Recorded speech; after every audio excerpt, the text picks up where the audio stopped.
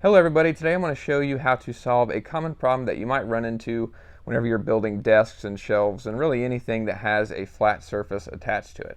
Now whenever you build your conduit frames, as I have here, and you put a flat surface on top of it, you might experience a problem, which is the wood that's sitting on top, or whatever the flat surface is, might be elevated above the pipe. You can't really see there, but there's a pretty big gap. I can almost fit my finger inside of it. Whenever you put weight on top, it's just going to cause this board to flex and kind of smile at you, but it's not a happy face. It's you don't want it to do that. I mean, I guess it's not the end of the world, but generally speaking, you don't really want it to bend. And there's a couple of ways that you can minimize this. So basically what you're trying to do is basically make up the difference in the height of the pipe and the flat surface here. And the reason that that occurs is because you might have your flat surface sitting on this part of the connector, or maybe even sitting on this part of the connector, or if you're like me and you have end caps at the top of your verticals, this is really elevated above the connector there. So you've got all the way on one long horizontal piece, you've got a large gap between the surface and the pipes in the build, and that's how that occurs. And what you can do really simply is just get the 1" to 3/4 inch shims that we make and sell on the site. These are just like 15 cents a piece, and we have them on the site. You can also make your own out of 1" PEX. And basically you could just put this over the pipe, the 3/4 inch, and it will eliminate a lot of that gap. It's not completely rid of it because I have the end caps, which is adding a ton of elevation.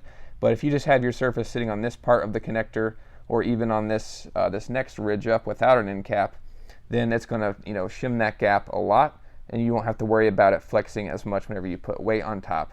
And kind of along those same lines, like I said, you can make your own shims or get those small ones from us. But if you are going to make your own, another thing you could do is just get a long piece of 1" PEX and just add a whole piece over your entire pipe in your build. So instead of having just that one in the middle or having a few spaced apart, you could kind of even it out across the board, and this will sit flush with the connector in your build. You could even spray paint this black or really any color, and you can basically shim that gap all the way down. And I think it actually looks pretty cool because it sits flush with the connector in your build and goes all the way down, and you could just basically do that all the way around the rung on top of your horizontal pipes in your build, which is a pretty cool option, I think. And something else I wanted to mention too is that that problem occurs mostly whenever you're using one-hole straps to secure, which is just a basic, really effective way to secure flat surfaces.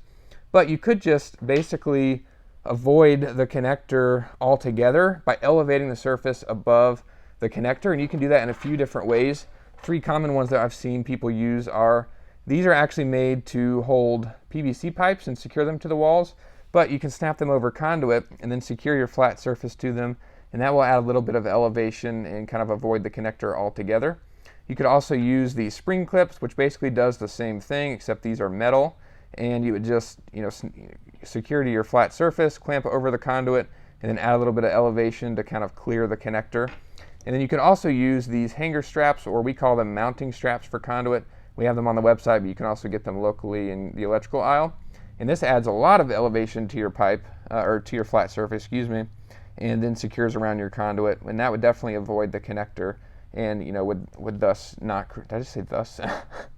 would not create that gap, because it would just be elevating it. But any of these 3 solutions, you would have to use quite a few of them.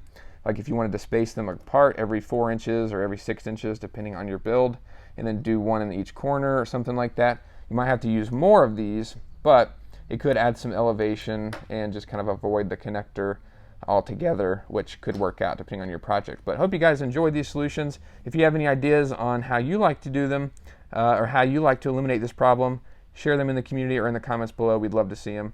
Thanks everybody for watching. I'll see you in the next video.